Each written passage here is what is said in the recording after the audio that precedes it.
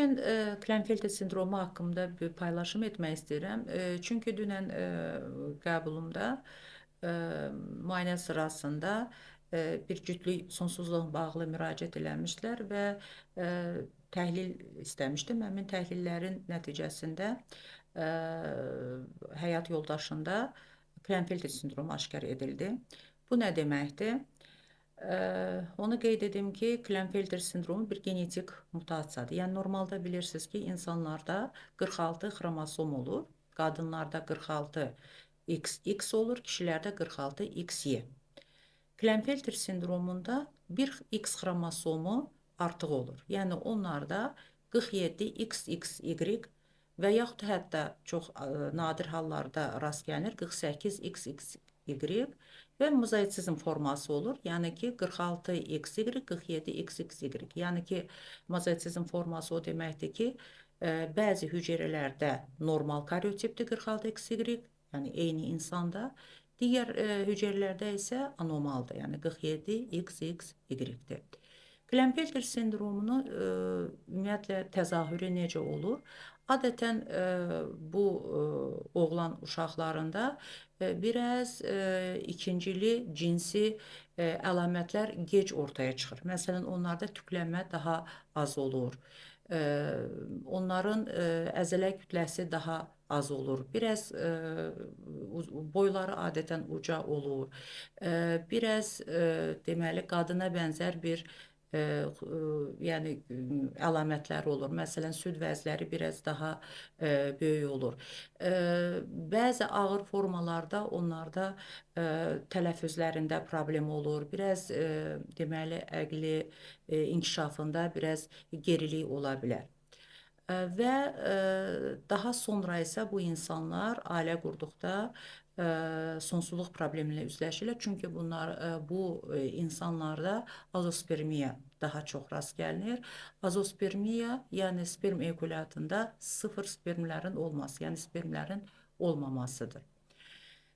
Klinefelter sindromu genetik xəstəliklər, anomaliyalar arasında ən sıx rast gəlinən patologiyadır oğlanlarda. Yəni hər doğulan 500.000 oğlan uşağında birində bu patologiya rast gəlinir və çox vaxt valideynlər buna fikir vermirlər. Yəni yalnız insan ailə qurduqda, sonsuzluq üzləşəndə azospermiya problemi ortaya çıxanda onda artıq bir genetik təhlil istənilirsə, o zaman yəni müəyyən edilir və diaqnoz qoyulur. Bu insanların evladları ola bilərmi?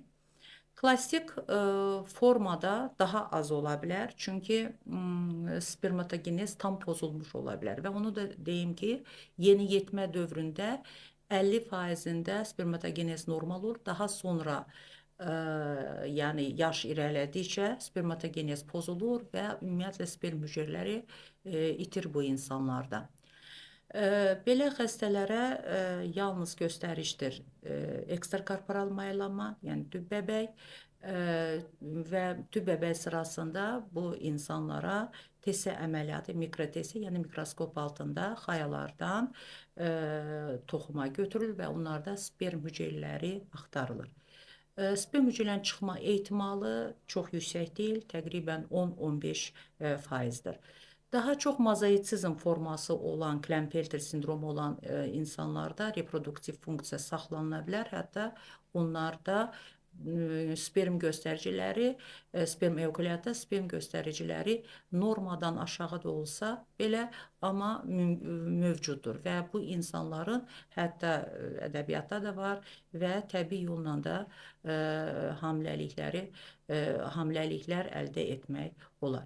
Amma ümumiyyətlə götürəndə Klinefelter sindromunu, yəni uzun müddət düzdür, onlara müalicə verilməlidir. Çünki bu insanlarda testosteron hormonu çox düşük olur. Buna görə də kişi əlamətləri onlarda zəif olur. Kişilərə xas olan əlamətlər zəif olur. FSH hormonu daha yüksək olur.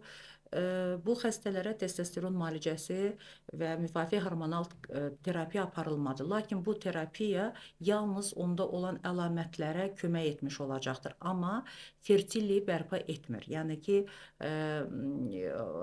mayalanma qabiliyyətini artırmır. Bu xəstələr yenə qeyd edirəm, ekstrakorporal mayalama və mayalanma sırasında TS əməliyyatı göstərişdir. Bu problemi olan xəstələrlə bağlı başqa bir sual da ondan ibarətdir ki, evladlarında da belə bir şey ola bilər. Düzdür, bu genetik bir anomaliyadır, mutasiyadır. Amma bu insanların oğlan uşaqlarında da bu risk yüksəkdir. Buna görə də belə xəstələrə mütləq deyir, amma daha yaxşı olar göstərişdir. Ekstrakorporal mayalama sırasında embrioların genetik təhlili, yəni NGS aparma və full xromosom yoxlamaq. Çünki ola bilsin ki, belə insanların digər xromosomlarında da, deyək ki, 21-ci, 18-ci, 13-cü və digər xromosomlarda da patologiya ola bilər. Buna görə də bu xəstələrə daha yaxşı olar ki, ekstrakorporal mayalama artı embrioların implantasiya önü genetik diaqnostikası icra edilsin.